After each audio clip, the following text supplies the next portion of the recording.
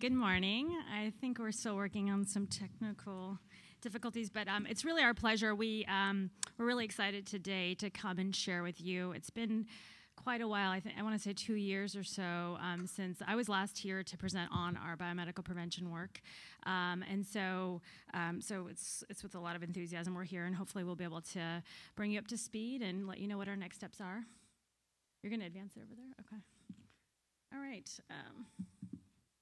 So actually, while we're getting set up, so I wanted to just start out by sort of contextualizing where we are now relative to our historic investment in biomedical prevention.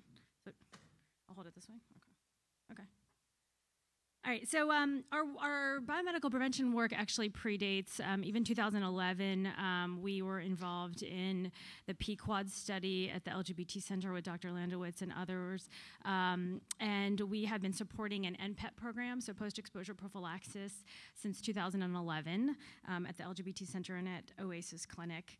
And then in 2013, in LA County, the PEP work group first formed and really brought together a lot of stakeholders in the community, organizing summits to really educate frontline providers and agency staff around PrEP and PEP, because it was relatively new, even though it had been approved by the FDA in 2012, to really bring folks up to speed and really, I think, increase buy-in and make sure people understood what the facts were and what the data was supporting it.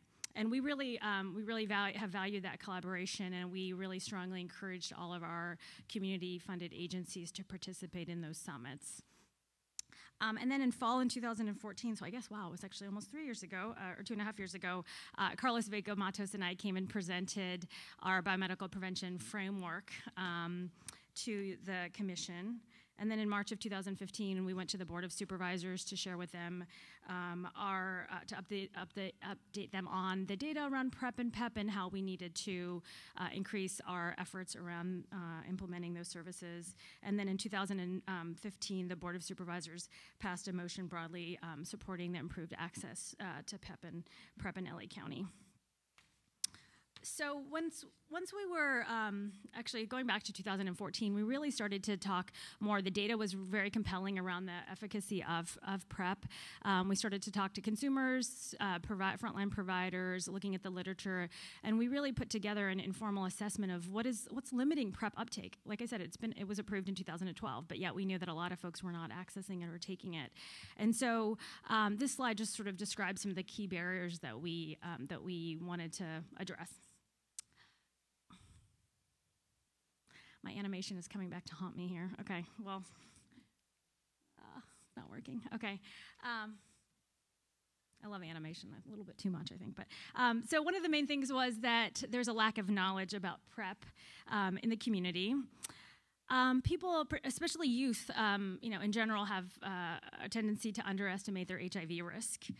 There were perceptions about PrEP and PEP affordability and cost, perceptions which in some cases might be true. People are afraid to talk to their doctor about PrEP, talk to their doctor about their sexual behavior in general. I mean, there's a lot of stigma around that, particularly stigma around, can we keep going? Yes, please. Yeah, stigma around gender identity, and if you could stay there, okay. Stigma around gender identity and sexual orientation, stigma around sexual behaviors and sexuality in general, and stigma about PrEP, specifically to PrEP. And so these are all things that are contributing and part of the milieu in which people were talking about PrEP since its origins. And then in particular, we knew that there's a lot of medical providers who don't know about PrEP, and that's still unfortunately the case. And then doctors may have their own biases or anxieties around PrEP. So biases in terms of thinking that by providing PrEP to their patient, they may be actually increasing their risk behavior or condoning behavior that they think is not correct or immoral or something like that, or their own anxieties about prescribing Truvada, for example. Like a lot of doctors have never had that experience before, and so they have their own sort of, own feelings and being uncomfortable prescribing it, and so those can interfere with people's access to PrEP. And then there's actually the reality of PrEP cost and affordability, especially for uninsured and underinsured individuals. And so sort of thinking through this assessment and what the barriers are in terms of limiting PrEP uptake, we realized that there were really three main areas where we needed to focus our work. So the first was, can you please forward? One more. So we wanted to make sure that we address consumers and prevention providers, making sure they have the best information available. Next, we wanted to make sure medical providers are aware of PrEP and PEP. And then last, we realized that there really needed to be a structural intervention. Can you forward, please? One more? A structural intervention to make sure that there's a safety net there, to make sure there's providers who are ready and able to provide PrEP and PEP to high-risk clients. Next slide, please. So then our implementation strategy has had 3 main goals. The first was to increase consumer awareness of PrEP and PEP. The second was to increase medical provider awareness of these great interventions, their awareness and their use. And then last was to increase safety net options for people to access PrEP and PEP. And our target populations, can you forward it, please?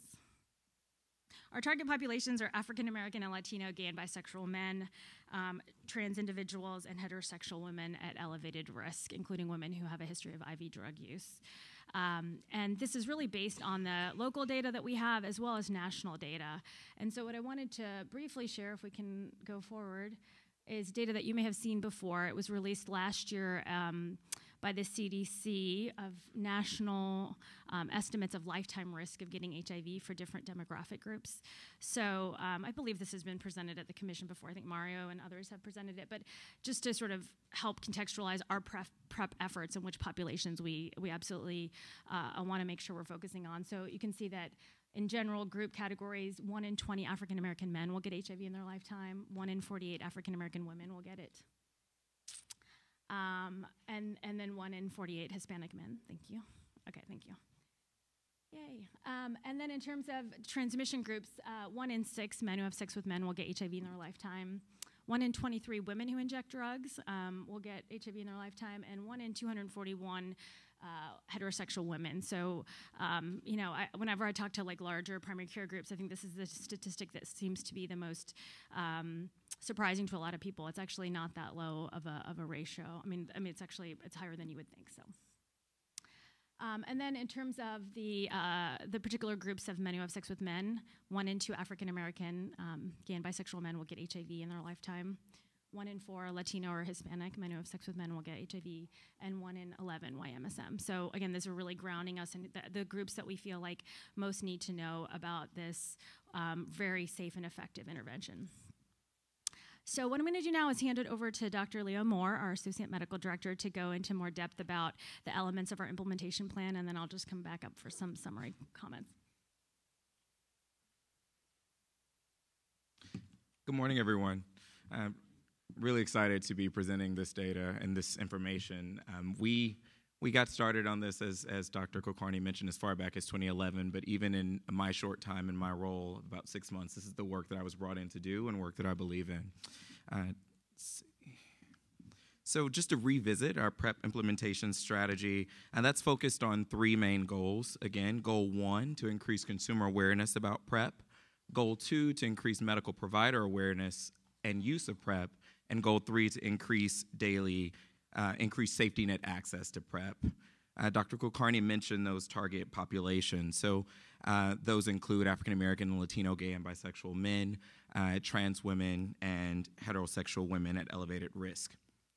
So for goal 1, increasing consumer awareness about PrEP, we've really been focused on ensuring that there are adequate PrEP educational materials. We've created pamphlets and worked on our website, getprepla.com, which has a provider directory, as well as having basic information about PEP and PrEP on the site. We are also excited about increased functionality that we're adding to that site, including adding Is PrEP Right for You risk calculators and things that patients are then able to use to determine if PrEP is a good tool for them, and going from that education to action, and that they be able to identify a provider who could start them on PrEP through our PrEP provider directory.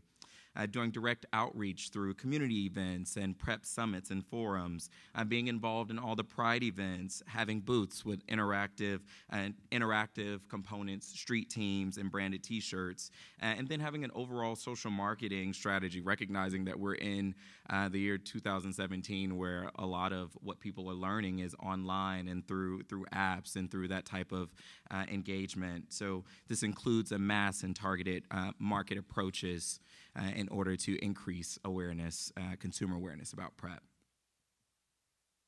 a little bit about getprepla.com.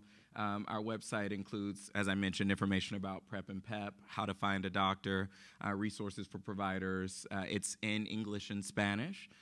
Also has LA County contact and information on insurance, and it's broken down by patients who may have insurance, don't have insurance, or are unable to get insurance based on their immigration status. So this is a screenshot of Get Prep LA. As you see here, Find a Doctor is right here on the left, and then Espanol here on the right. If they click on Espanol, the website converts completely to Spanish. And that's really important for us on all of the copy that goes out. Any of the material that goes out is in both English and Spanish, as we want to make sure that all of our clients are able to access the material and the resources that they need.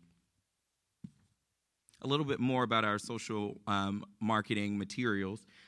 We have current pamphlets which are displayed below, and a future pamphlet with more detailed information, including how to get PrEP in 5 easy steps. And it takes the person from what is PrEP right for you, all the way to where they can get PrEP through our safety net and also through the PEP provider directory. This pamphlet also includes a map and contact information for all the DHSP funded sites. We have the Protectors characters, which are on our site, and we're excited to be expanding the Protectors soon. I won't give too much away about that, but we want to ensure that with our characters that they are representative of the populations that are at highest risk of HIV in LA County. So we continue to expand to make sure that our Protectors are reflective of this community. Our PrEP materials are available via online order, and you can email prepinfo@ph.lacounty.gov to order those pamphlets for your agencies or practices. Outreach. So in 2016, we did quite a few events, including the Kingdom Day Parade, Outfest, Long Beach Pride. We did an event with Reach LA, Love, PrEP, and Happiness, Power Fest, and then this year we've already done the King Day Parade and are really excited to continue doing events in the community, and this year with specific focus on increasing the amount of events that we're doing for Black and Latino heterosexual women and for people of trans experience. Our social marketing platforms. So we have a Facebook page, we have a Twitter, we have our getprepla.com website as well. And we've done a lot of print media, including billboards, advertising. We've sponsored different events, such as Outfest last year. We've done editorials in different magazines, done radio spots as well. So we really want to get this message out there as far as we can, because although we know that PrEP is not for everyone, everyone should know about PrEP and be able to make that choice for themselves. So one of the best ways is to be on as many social marketing platforms as possible and out in the community having real conversations with people. Goal number 2 is to increase medical staff awareness and use of PrEP. And so we're doing that through medical provider education. So I'm often out at different physician groups, myself and Dr. Kulkarni, speaking with the groups. We've also recently developed an online webinar that's available for 1 credit, and anyone can listen and view the webinar and get some great information about the science and how to manage patients on both PrEP and PEP. We've also created PrEP clinical tools that make it easy for providers to start offering PrEP in their clinics. As easy as checking off things on a list. It tells them exactly what medications to order and how much medication to provide at each visit. Want to make it as streamlined as possible for providers to encourage them to begin offering PrEP. We also have recently launched public health detailing, which is what I consider my baby. It's a project that I've been working on since starting this role, and we launched it on Monday. I'll tell a bit more about that soon. We also are doing PrEP 101 trainings for community prevention providers. We've been doing that for about 1.5 years, and those trainings are very well attended from members of the community and different agencies. And we've also been doing a lot of training of our own workforce, so training our disease intervention specialists or public health investigators, training our public health nurses, training staff just throughout the office who may not be directly involved in biomedical prevention, but they're an extension of our workforce. And so we've been putting together different ways to keep them abreast of PrEP and the research and the access points for PrEP in LA County. A bit more about the CME that I mentioned. It's available at the address below. It's 1 hour in length. If you like my voice, you'll hear it for an hour. And it just goes into enough detail for providers to hopefully feel comfortable at the end of it being able to start patients on PrEP. A little bit more about the PrEP clinical tools. We have our PrEP service delivery checklist, as I mentioned, and it goes through from a PrEP initiation visit to, which is that first visit that when a patient is seen and risk factors are assessed, and starting that patient on PrEP to a 1-month follow-up, and then their quarterly visits that they would have to maintain them on PrEP. On the right-hand side, we have our LA County PrEP guidelines, which really goes into detail about patients who we recommend initiating PrEP on and patients we recommend discussing PrEP with. So some of those patients that we recommend initiating PrEP that day include patients who have a diagnosis of rectal gonorrhea or early syphilis within the past 12 months, patients who are engaging in substance abuse such as methamphetamines or popper use, and patients who have a history of providing sex for money or drugs. Patients that we recommend having the conversation with about PrEP include patients who come into the clinic who say, you know, I think that I should be on PrEP. We recognize that every patient's not going to be comfortable disclosing every action that they're having and all of the different ways that they may be at risk. But if a patient comes into our clinics and says that they feel that they should be on PrEP, then we're gonna get them on PrEP because that risk may be unstated but may very well be there. Other reasons that we would consider putting or recommend initiating that conversation about PrEP in people who inject drugs, in heterosexual women who may be in relationships with partners that may be having sex with other men. So that just to give you a flavor. But all of these, both of these documents are available at our website, ph.lacounty.gov/DHSP. So a little bit more about who to PrEP. I mentioned most of this, but ensuring all male and transgender patients who have sex with men know about PrEP. Recommending PrEP to MSM and transgender patients who have that diagnosis of gonorrhea or early syphilis, substance abuse use, and provided sex for money or drugs. And recommending PrEP to any patient in a sexual relationship with a person living with HIV who's not virally suppressed. And also discussing PrEP with patients at elevated risk of HIV to determine if it's right for them, all patients who are at elevated risk. A little bit more about public health detailing. So public health detailing is the process of sending out health department representatives who are often ex-pharmaceutical reps or experienced in medical sales or pharmaceutical sales to give a 5 to 10 minute educational session to providers about PrEP. So we used CaseWatch, our data management system, to determine clinics that had the highest STD morbidity. So these are clinics with high rates of rectal gonorrhea cases and early syphilis.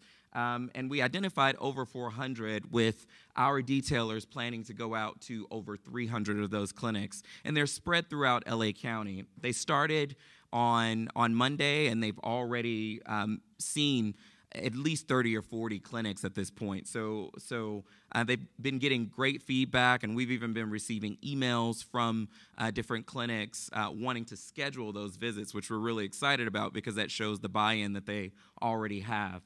But these visits are centered around 4 key messages. Number 1, taking a thorough sexual history, which we know that our tagline for this is, if you don't ask, you'll never know. So if a provider is not doing a sexual history, they're not able to assess risk. Screening and treating sexually active patients. And so we include the California STD treatment and screening guidelines to refresh providers and provide them a quick resource that they can use when screening and treating STDs. The third key message is to talk about PrEP and PEP, and finally, to prescribe PrEP and PEP. If it's a patient who's at high risk that you've identified from that sexual history, to prescribe it, to get them started. These are a few pictures of our provider action kit. And so it includes both patient and provider resources. Some of those provider resources include the LA County guidelines that I just shared, our PrEP and PEP FAQs, which really drill down into some of those key questions that providers will have. And it serves as that quick reference that they can look at to have answers to those questions in real time, as well as some quick reference cards. We know that a lot of providers carry their white coats, so there are pocket cards that they can keep in their coats or pin to their workstation to remind them of how to start a patient on PEP or PrEP and manage them. Some of the patient resources include posters, information sheets, and tear-off pads that help the patient to determine if PrEP is right for them. So as I mentioned, this was launched on February 6th. Yesterday, we put out a press release about it, and we're really excited about this work. Some of the pictures on the left, the far left picture is a picture of the Public Health Action Kit closed. And then the picture on the right is of some of the different resources inside. The far right colored picture is of the STD treatment guidelines. And then those little cards are the triage protocol cards for PrEP and PEP. As well as a card that's for the front desk staff. We think it's extremely important for front desk staff at every clinic to know that PrEP is available in their clinic, that their providers are providing this service to patients, because many patients will call a clinic and ask that question, and if they're told no, then they'll find another clinic. And so that could be a missed opportunity for a patient who may not be willing to call around to every clinic. So we want to make sure we capitalize on every opportunity by ensuring that all staff is knowledgeable about the basics, at least, of PrEP and the availability and practices. Goal number 3, to increase safety net access to PrEP. And so we have 5 STD clinics that are currently offering PrEP, 5 of our county STD clinics. And we've been very focused on increasing capacity of STD clinicians to identify patients at high risk of HIV and start them on PrEP as soon as possible. Our philosophy is that if the patient doesn't have any acute signs of HIV or absolute contraindications, we start the patient on PrEP that day. And that's the message that's communicated to all of the providers in our clinics, and a reminder that we share with them, because we don't want to miss or prolong the start of PrEP and make it a barrier that increases the risk of seroconversion. We are also working to eliminate as many barriers as possible to PrEP for the highest risk individuals in LA County. We have contracted community partners for PrEP and PEP, which are 9 agencies and 14 sites, increasing capacity of community providers to meet the need. We know that our STD clinics can start patients on PrEP, but it really is going to take the community being aware of PrEP, which is being aware and able to prescribe PrEP, which is where these community providers that are contracted through us come into play. We're also supporting navigation and benefits enrollment to maximize third-party payment for PrEP. So these clinics have benefits navigators who are able to assess a patient's insurance status and help them to get insurance if they qualify, or to get Medi-Cal if they qualify. Also increasing PrEP patients' engagement in medical care in general. I definitely think about men not having that clear segue into medical care that women have for reproductive health, and thinking of PrEP as a way to get them into care and get them used to seeing a provider regularly. We know that a lot of young MSM who are diagnosed with HIV early haven't seen a consistent provider, and then have to then see a provider for the rest of their lives for a chronic medical condition. So trying to find ways to ease men into care, I think this is one great strategy for those who are at high risk of HIV.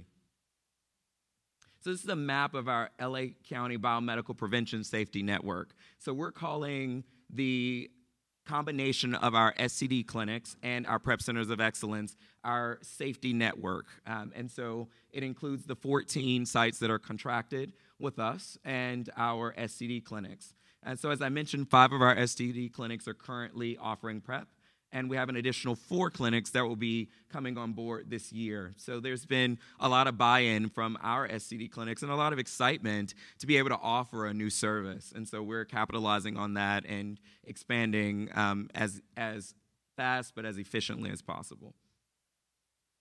So a little bit of data on our PrEP clinics, our STD clinics. So since we started back in around October of 2015, we have patients at a median age of about 21 years old. They were either provider or patient initiated on PrEP, and initially there were more patients who were initiating and less providers, but we've seen a shift that there are at least more providers currently that are willing to have that conversation and initiating that conversation, although patients still are the majority that are initiating the conversation. And we think it's important for both to feel comfortable initiating the conversation to ensure that the patient gets started on PrEP. PrEP uptake was high whether providers or patients initiated the discussion. And one thing that we're really excited about is out of those 241 clients who were assessed for PrEP, 210 clients were initiated on PrEP. They were followed up for, at median, 3 months, and had a median 4-day adherence of 4 doses. So a 4-day adherence. Every time we see a patient, we ask them, how many doses of PrEP have you taken within the past 4 days? If they say they've taken 4 doses, then they have a 4-day adherence of 4. Our median 4-day adherence is currently 4. And one of the things that I've noticed anecdotally about our patients is that when we start them on PrEP, they're excited to get started. They feel pumped and motivated to stay on PrEP, and to be able to start on PrEP with no cost to them is a major motivator to at least start and take this seriously. And so we've seen our patients following up consistently, and we've seen our patients adhering and coming back in a time interval that makes it pretty clear to us that they are taking their medication. A little bit more about the STD clinic data. These are our indicators for PrEP use. So every patient who started on PrEP, we have our intake form say which risk indicator that patient is being started on PrEP for. And so the provider or the public health investigator has to bubble in whichever apply, and they can check as many as apply. So from reporting HIV positive partner and anal genital STD in past 12 months, we think of those as some of the highest risk patients, including as well those who report unprotected anal intercourse, all the way down to those who use stimulants. And so what we see is that many of the patients are at extremely high risk that are being started on PrEP. I know that there has been criticism in the past and concern for the worried well, but a lot of our patients are those who PrEP is crucial for in keeping them HIV negative. And so we see that for reporting HIV positive partner, there were about 24% of males who reported that, 33% who reported anal genital STD in the past 12 months, and 53% who report unprotected anal intercourse. And so I think that's extremely important as we think about risk factors. So our STD clinics have an evolving role currently. We're moving these clinics to a model with focus on identification and initiation of PrEP, and then referring to our PrEP centers of excellence or to a primary care provider. And we've really worked closely with our clinics and with the PrEP Centers of Excellence to ensure warm handoffs to the PrEP navigators at the Centers of Excellence. We are so invested in this that at our next STD CME, we're going to have the PrEP navigators there to meet the staff at our STD clinics who they would be speaking with, to ensure that they know the people on the other end of the phone. Sometimes that makes it easier to communicate with that other party and ensure that the patient gets that referral and connected. We're also providing a letter with a copy of the labs to the primary care provider as well, trying to make this transition as seamless as possible. As you can imagine, it can be very frustrating for patients to get to a clinic and essentially have to have everything reordered when they might have been ordered by another clinic within 2 weeks prior. So trying to minimize the amount of duplication of work and the frustration that patients may have. This is our LA County HIV Biomedical Prevention Framework. And so it's broken into 3 parts. The Clouds, which is our social marketing campaign and the work that we're doing on the web. And then our 3 medical homes, which are our Department of Public Health, STD clinics or health centers, centers of excellence, and primary care providers. And And then on the ground is our provider education, because we recognize that it's the foundation of ensuring that these different clinics are able to prescribe PrEP comprehensively and have that cultural competency lens that's important to ensure that patients receive optimal care. So I wanted to draw your attention specifically to the arrows here, from our DPH health center to the primary care provider, and from our health centers to centers of excellence. And the centers of excellence can then either keep the patients or refer them to the primary care providers. And so our DPH health centers do HIV and STD testing and treatment. They do PrEP, and we'll be doing PEP soon. We're working on adding that service, as well as referring to our centers of excellence or to primary care providers. And then the centers of excellence do a host of services: the HIV and STD testing and treatment, PrEP services, primary medical care services, and mental health and substance use treatment and referrals, which we recognize that that's extremely important in our population, as well as ensuring that they get the social services referrals that they need, that they get access to housing, because we know that housing is healthcare, right? And we know that if a patient has food instability or housing instability, then medical care falls that much further down the totem pole. And lastly, our primary care providers. So as we're adding more providers to our directory, we're referring more patients to providers that are within their health insurance network, and that's only going to be supported more by the public health detailing. So a little bit more about our HIV biomedical prevention contract. So this is probably our biggest financial investment in awarding these 10 agencies to provide PrEP on a fee-for-service model. So we have a commitment to creating a sustainable system that relies on multiple payer sources to fund PrEP. There's no way that DHSP can fund PrEP for LA County alone. So it really relies on having those multiple payer sources to ensure that we optimize the funds that we have to reach the most patients that we can. So the goals of our biomedical prevention contracts include improved access to PrEP and PEP medical services for the county's highest risk residents, improving access to PrEP and PEP navigation services for the county's highest risk residents, and really focusing on those who are uninsured and underinsured, patients who are new to PrEP, ensuring that we increase the number who are engaged in regular medical care. PrEP is the beginning of care for a lot of patients who don't have a provider, and so getting them linked in through PrEP and then getting their preventive screenings that they need to stay as healthy as possible. Increasing the number enrolled in health insurance through the program, and increasing the number linked to mental health and substance abuse services through the program. So what constitutes a PrEP Center of Excellence? I know I've mentioned a PrEP Center of Excellence multiple times throughout this presentation, but these centers have to have four main components that they embody. Cultural competency to increase uptake in the target population. We're very clear in the call for contracts that these centers have experience working with the target population. Clinical expertise in HIV prevention and treatment. Extremely important that if you're going to prescribe PrEP, that you have the expertise to be able to do it safely and effectively. Supportive services tailored to the needs of clients. Sustainability through the use of insurance, third-party billing, and patient assistance programs, as I mentioned, and leveraging multiple payer sources. So these contracts have been in place since fall of 2017 and include reimbursement for screening, education, support services, benefits navigation and enrollment, medical visits, and labs, with the caveat that medications are covered through insurance and patient assistance programs, again, working to optimize multiple payer sources.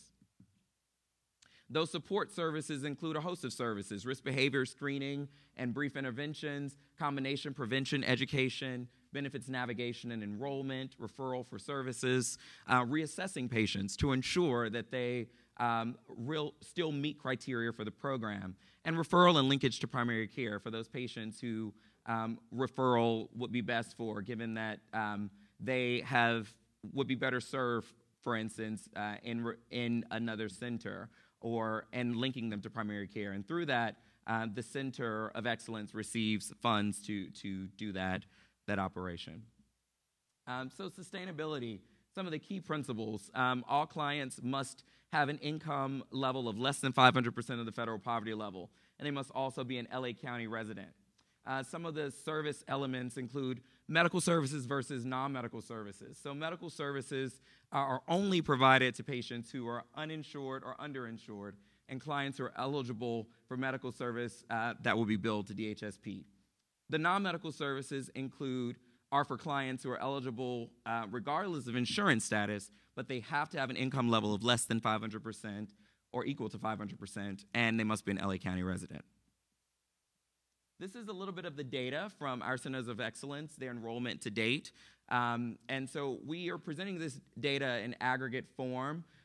We recognize that many of our clinics are in different parts of implementation, and that some clinics have really ramped up services and other clinics are still working to optimize their systems. But there are clinics that are really implementing this program and have the lion's share of patients in this program. And so I just want to mention them, such as JWCH, the LA LGBT Center, and Tarzana Treatment Centers. But overall, our agencies have enrolled 332 clients, mostly males. I think there's work to be done across the board to increase the amount of females and transgender patients who are started on PrEP in our centers. Race and ethnicity, about 145 who are Latino, 110 who are white, and 44 who are black. And I think that there's also room there for us to increase the amount of black MSM and heterosexual women who are started on PrEP. So although we're presenting this data in aggregate form currently, all of the sites are aware that we plan to break this data out by site in the future to encourage sites to increase the number of patients in the target population. These contracts were put in place to ensure that those patients who are at highest risk in LA County are started on PrEP. With that, I'm going to turn it back over to Dr. Kulkarni. Thanks.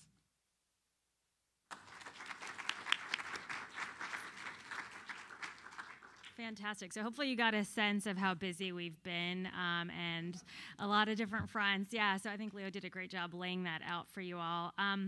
So what I'm going to do before we wrap up is just give you a little overview of how we're trying to evaluate our efforts. So we're putting a huge investment into increasing awareness and use of PrEP in the county. And so one of the big efforts we also have is trying to make sure that it's actually making a difference. And so wanted to share with you one of our main ways we're evaluating PrEP uptake in LA County. So we are So to take a step back, there have been a couple of different efforts that have been made. So the California HIV Research Program had a big survey in 2015. Some folks in the room here were involved in that, like looking at PrEP use in the whole state. And then the National HIV Behavioral Survey is a national CDC-funded survey that has different risk groups surveyed every year. In 2014, there were some questions that were asked about PrEP. And so that gives us some sense back in 2014, 2015 of PrEP use. But we know this has changed a lot, even since 2015, and so we really felt like we needed more up-to-date and continuing to get up-to-date information on what is the PrEP use by different groups. And so what we've decided to do is do cross-sectional surveys using meetup apps, and we've had really short surveys, about 10 questions. About 5 questions are demographics, and 5 questions are asking people about, do they know about PrEP? Are they willing to use PrEP? And are they actually taking PrEP? And so our idea is to really paint a picture of what's the current use right now in LA County of the surveyed population, and then how is that changing, and where are the gaps? Where should we be responding? And so it's not incentivized. It's a quick 10-minute survey. These are the little ads that pop up on the different apps. And fortunately, within a week, we usually get over 1,000 people who are willing to do this survey without any kind of incentive. And so it's actually a really great way of getting quick data. We do also have a supplemental survey. So for certain folks in key demographic groups, if they respond their certain demographics, they'll actually be told they could also do an incentivized survey, which is much longer, but it actually is specifically geared to getting their feedback on our Protectors campaign, our social marketing campaign. And so to see, have they seen it? What is their reaction to it? Has it made them more likely to actually learn more about PrEP or get PrEP? And so those are the 2 main things we're doing to try to evaluate how our work is affecting our residents. And so I could share a lot of different data on this, but I decided to just present a summary and let you know where we're at in LA County right now based on the most recent surveys we have. So overall, and again, this is limited to MSM, we have tried to include transgender women in our outreach, and the current methodology we've had very few people actually participating, and so we're re-evaluating how we're doing that to try to get better data. And so in terms of awareness, we feel like overall the awareness is over 85% based on these app-based surveys as well as other data points. Willingness, over 75%, so suggesting general acceptance of PrEP use in the population of MSM in LA County. And then use, the estimates range between 18 and 25% overall. And that's a substantial increase since 2004 when we had the National HIV Behavioral Survey where I think less than 2% were using PrEP at that time. And then, of course, we like to break it down in all kinds of ways, and race ethnicity is a really important way to look at the data. And so what we've seen, so the column on the right side is our NHBS from 2014. You can see what the awareness was then, and so you can see that just in general, since 2014 to 2015, it's increased quite dramatically. But you can see that there are some mild variations by race ethnicity group. The most profound disparity that we found was for individuals who were Latino and opted to take the survey in Spanish, the greatest disparity in awareness of PrEP. So when we looked at willingness to use PrEP, there wasn't as much disparity, but definitely in awareness. So it's something that we really need to think through and address. So the other thing that we've done is we've put together a PrEP continuum of care, or care continuum. So it's similar to the HIV care continuum. The idea is to really set a benchmark by which we're saying, here are the folks who are at risk and need to be treated, need to be offered PrEP and get on PrEP. And so the way that we did this is we had a couple of different analytical methods in which we tried to estimate the size of the population of people in LA County, men who have sex with men in LA County who actually have a pretty strong indication for PrEP. And so the method that we have here, and we're in the process of writing this up for publication, is we actually looked at the number of HIV positive MSM in LA County who were virally unsuppressed, including those people who were undiagnosed, who were unsuppressed. And then we took the National HIV Behavioral Survey data on the average number of sex partners of HIV positive MSM. We apply that to that number and then did some deduplication, assuming that there's some overlap of sex partners. And so these are people who are having sex with HIV positive unsuppressed individuals, so definitely an indication for PrEP. And so we came to about 58,000 people, MSM in LA County, who would have that strong indication for PrEP, which is about 24% of the MSM population in the county. It's actually very similar to the number that the CDC came up with. They estimated that 22% of MSM in the nation have an indication for PrEP, so not that different from that. And then what we did is we applied our most recent survey data on the awareness and then willingness and use of PrEP. And so the idea was to really say, okay, if we know this 58,000 folks are at risk, if we just applied these general estimates of awareness, we know that there is a gap there. So there's thousands of people who still need to hear about PrEP. There's actually the drop-off between awareness and willingness is actually quite small, and so that's something that's been consistent in all the surveys, is most people aware of it are actually willing to use it. But the biggest drop-off, as you can see, is in actual PrEP use, and so that's where we continue to have to make a lot of investments and efforts.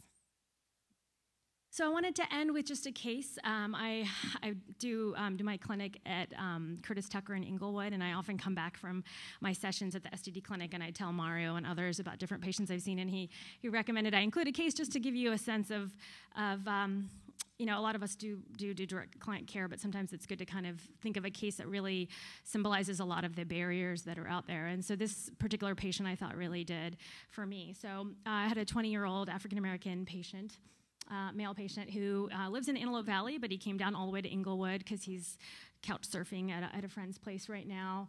But he came in late January because he had a widespread rash all over his body that was consistent with secondary syphilis. He had originally actually gone to another clinic in Inglewood 2 weeks before that because he saw that he had the rash, and they properly told him that he did have secondary syphilis. They ordered labs, his RPR, HIV, and they did do gonorrhea and chlamydia testing, which was good. But they didn't have penicillin treatment there. A lot of offices don't actually stock it, or it's very expensive for them to do so. So they told him that he'd have to go to the STD clinic. But it took him about 2 weeks to do that because he's got a lot going on in his life. Like I said, he doesn't have a stable place to stay. He didn't want his family members to know he had to go to the clinic, and so he's trying to find a good time when he had some privacy and he had a ride to go to the clinic. Fortunately, he did come in, and he actually brought his partner with him as well. So they are not necessarily they're not necessarily monogamous, and they were open about that, but they're partners.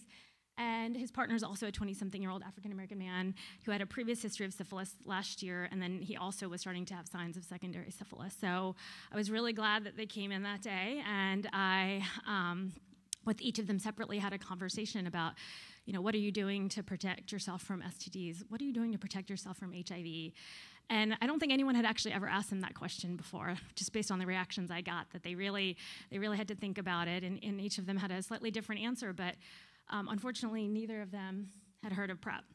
So, but they were incredibly interested and motivated, like when I told them about it. It was like a light bulb going off, particularly in my first patient's eyes. I could see that going on because he had had a friend who had had a diagnosis of HIV last year. And so I wanted to start PrEP that day, but they both were kind of in a little bit of a rush, and so we agreed they'd come back in a couple days when I was going to be back. They didn't show up, and so I called them myself on my cell phone, just because I felt very, I'm fortunate to have a little bit of more protected time than your average clinician, so I had time to do that. And yesterday I got a call back that they're supposed to come in this afternoon, so hopefully they will. So please, fingers crossed. So, but the reason I bring this up is because I think it highlights, how the awareness really does make a difference, right? There still are really at-risk folks in our county who don't know about PrEP. There's providers who don't know about PrEP, and, the doctor he saw luckily diagnosed syphilis, which some doctors miss, unfortunately, still. The doctor didn't have penicillin, so couldn't treat him right away, so he's still infectious. And the doctor didn't know about PrEP, didn't tell him about PrEP, so there's still a gap there that we really need to address, and more providers knowing about PrEP. And then the last thing being that we have to make sure to support our safety net options where we are more flexible with having people come in when it's the good time for them, making those phone calls, doing that follow-up and personalized care, which may not be as integrated into some of the larger primary care clinics. And so there really still is a need for our safety net options to take care of some of our highest risk residents.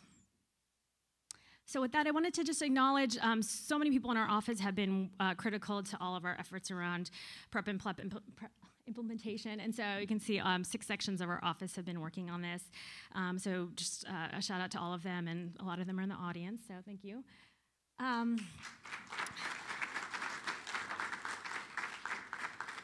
And then I did also want to mention, just give thanks to the PrEP and PEP work group of really helping us think through what our response needs to be, hold us accountable for what we said we're going to do, and continue to work with them. There are 3 sub-work groups that they came up with, really aligned well with our 3 priority goals, and I think was really great as a way to move forward.